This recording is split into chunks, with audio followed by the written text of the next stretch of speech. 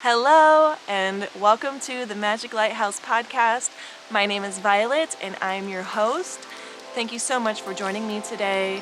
This podcast is all about spiritual ideas, practices, personal development, basically ways to improve on yourself or ways to have your life experience feel better and better every day. So we explore all kinds of topics here. And today's topic I feel very called to share about is finding peace within the chaos. So just as being a human being, I'm sure you experience chaos in your day-to-day life, and I'm sure you can see the chaos that's happening in the world all the time. That's actually been happening through millennia, through all of existence. There's the universe, which is all chaos, right? But within that chaos, there are moments of peace, and there's the space and the darkness and the vastness of peaceful moments between all the chaotic gases and nebula and supernovas and all the things. And there are laws and there's physics that governs all of it, right? Same with the world that we live in. We have the chaos of nature, and nature has its own mind, it's its own beast, but within nature there's peace. Just like where I am now, it's very peaceful, but a few weeks ago it was a little chaotic and a little worrisome. So I really had to find the peace. And while I'm here and talking about nature, I want to take a brief moment to just close our eyes together and take a deep breath, breathing in all the natural air around us, breathe out, letting go of what's no longer serving you. My intention is that you get to feel the energy here where I'm standing, that you get to have a glimpse into what it's like standing in a beautiful, almost untouched forest, and hopefully to inspire you to go out and find somewhere similar to just be in and radiate in and commune with, such as this. You might be able to hear the little stream behind me. It's such a source of peace within the chaos. So, back to what I was saying before the breath. And if you're listening to this outside of YouTube and you want to see the forest, definitely click on the YouTube link. It's beautiful. Anyway, so within the world, we have chaos, right? We have not just nature, but also like people, human beings. War, there's oppression, there's slavery, there's, gossip, there's being busy, there's productivity, but like so much productivity that it's detrimental to our well-being. And there's mass shootings, which there have been 2 in the last few days in California where I live. Not where I live, but one in San Francisco and one in LA where I'm going in a week to be in a few months. So that's also a form of chaos. And my heart deeply goes out to all the people whose lives were lost, to all the people in critical condition, to all the people injured, all the families grieving. My heart so goes out to these people, and I pray for all the souls affected to find peace, all the souls that have crossed paths, crossed to the other side to make it peacefully, and that everyone gets what they need to be nourished and to be taken care of in this moment and this life, regardless, wherever these things are happening. So, chaos, right? In the world. And then there's chaos in our environments. Like, look around your home, look around your office. Maybe it's not specifically in your own space that there's the chaos, but, you could look at like having the dishes undone, or clutter, or dogs barking, kids screaming, partners being, wah! Maybe you have the TV on in the background and you have a blender going on and there's all these things causing chaos. And then if you're like if you have sensory issues or sensory sensitivities, not issues, because they're not issues, it's like a natural thing that happens when we're human beings meant to be working with the land, meant to be nomads, meant to be hunting and gathering, building with our hands. And then we're in this world now where we've evolved with technology to have screens in front of our faces and lights everywhere and being up way past the time that the sun sets, which we're supposed to sleep with the sun, and circadian rhythm and all of that. So if you have sensory senses, if you are sensitive to being overly stimulated, then like that's also chaos, right? And then you go to your mind, and if you just close your eyes for a moment and just notice your thoughts. Some of you might notice that there might be some chaos in your thoughts. There might be some stresses, some worries, some job-related stresses, family-related stresses, life, the world, what's going on in the world,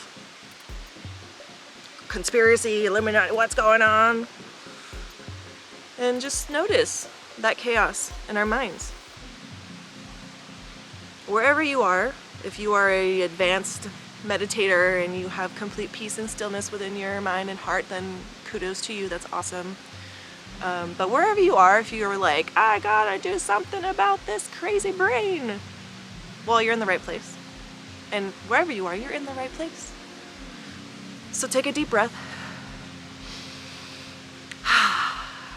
Here are some things that you can do to find that peace and stillness within the chaos of the universe, the world, your environment, the city, country, your house, your mind, wherever you are, in an interaction, crossing the street. Because chaos is always with us. It's something that's just here in the world, in the universe. And something so beautiful as where I am standing can exist simultaneously as something so horrible as what has happened in the last couple days and beyond. So the first one is to breathe and be present with your breath. And we can practice this right now. Again, take another deep breath, holding at the top. Let that breath out.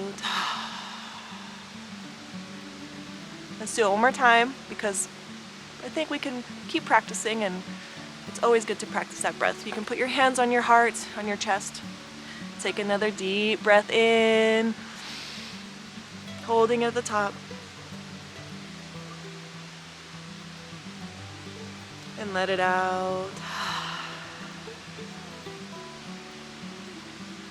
And one more just for fun. Take a deep breath in. And think about something you're grateful for too, as you hold it at the top. And let that breath out with a sigh. Thank you for doing that with me. So breath, coming back to your breath, taking 10 deep breaths when you're really feeling that chaotic energy and the thoughts and the environment, and you can't leave, you're like in a meeting or wherever you are, in an elevator. Just connect to your breath. The next thing is bring your awareness out here, out into your outside environment, and be present with your outside environment. And you can even say it to yourself in your mind or out loud, like, oh, there's a tree. There's another tree. There's the steps. Here's the camera. Here's my lovely guest. There's the sky. Oh, wow, interesting. And then calling everything interesting, because that kind of creates a neutrality around us. Like, oh, this shawl thing, this poncho thing is interesting. Oh, my shoes are interesting. Oh, that person, how they were mean to me just now, that's interesting. Oh, how that chaos going on in the world, that's interesting. And just calming yourself down by bringing that neutrality to it. Not dismissing everything that's going on in the world, of course not, but just like bringing yourself back to balance and neutral and center is very important. Another thing is, if you are facing real danger, well, actually, before that, if you can, just take yourself away from that chaotic environment. Like, if the TV's blasting and I'm trying to meditate, then I will remove myself from the room, making sure my son's taken care of, or, you know, everything's taken care of. Remove myself, go outside, and just let my mind relax. Like, for example, yesterday I was scrolling and I came across some videos that someone sent me, and it got my mind going in a rabbit hole of like, whoa, what's happening in the world? Oh my gosh, the anxiety, kind of like bringing up some deep thoughts that were quite, you know, stressing me out a little bit. And I looked ahead of time, and I knew I was going to be with my son all day while my husband went out and did the things he needed to do, errands and work and such. And so I said, hey babe, I need to go outside for like 5 to 10 minutes to just ground myself after, you know, seeing all what I saw. You know, I'm fine. I can totally handle my mental, my emotions and all of that, but I need this time just by myself to be with nature. And so I actually came out here. I stood in front of the sun. I was present with the sun, and just like, wow, the rays of the universe, of the solar being that we get to have. Being present with the water, put my hands in the water, blessed myself with it, prayed to God, prayed to the ancestors of the land, spirits of the land, and just let myself be.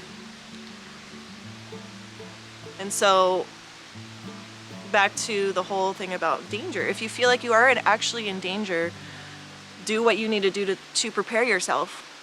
Sometimes we fight or flight. Sometimes if we freeze, it's kind of hard to do anything, and we're just stuck with anxiety and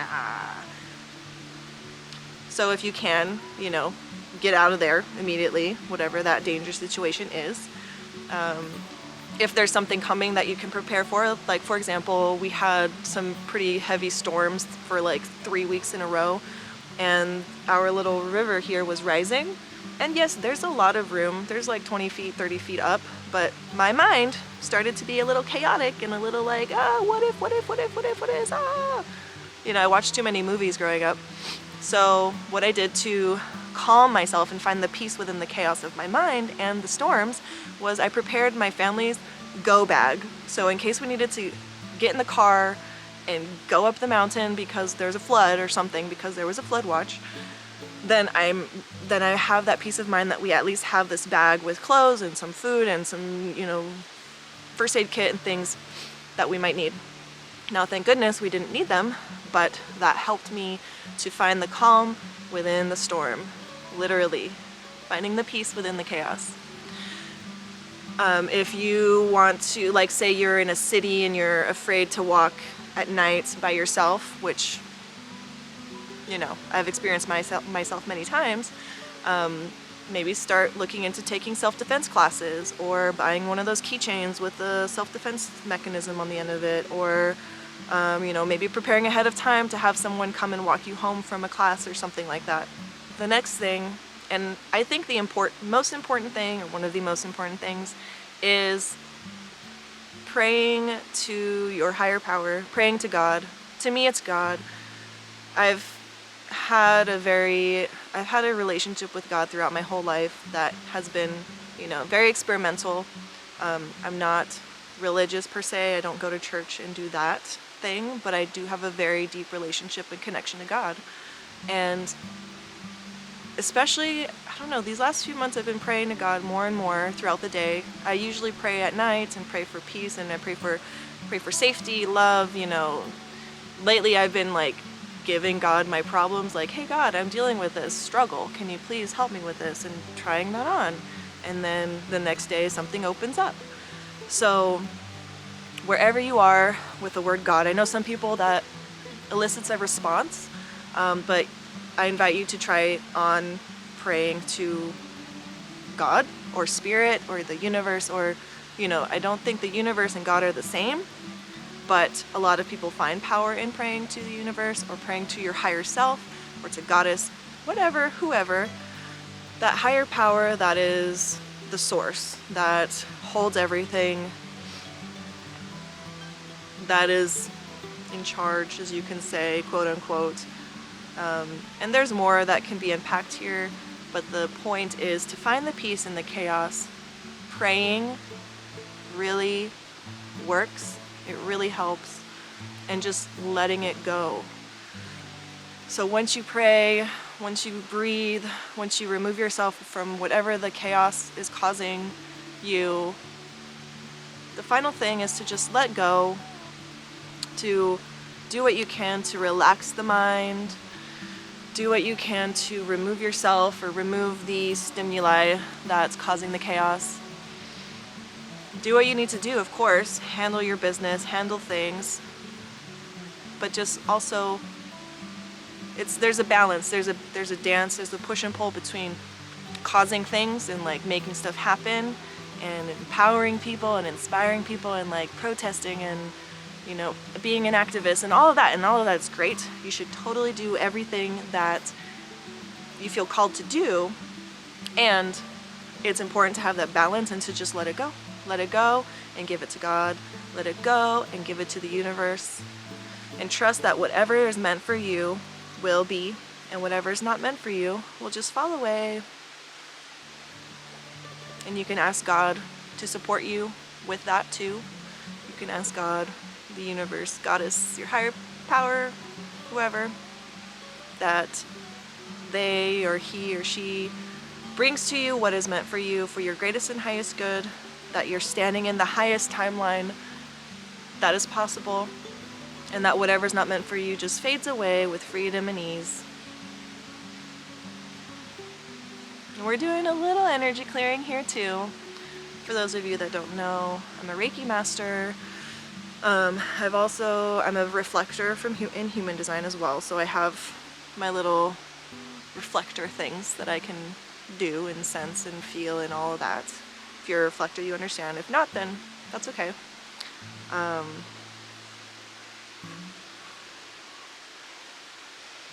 just taking a moment here to tune in to what else is there. Is there anything else that I need to share with you?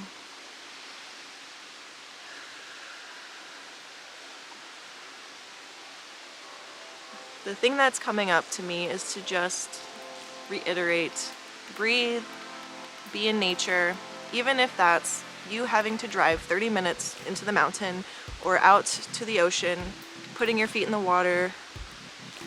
Even if you can only get outside and like stand next to weeds in the sidewalk, that's good enough, because you have the air, you have the little plant. You can run a bath or get a bowl of water and put your fingers in the water. Washing the dishes is a great time to ground and to like be with water. I've been really enjoying my dishwashing time as I've been kind of shifting my mindset around chores and like my spiritual practices.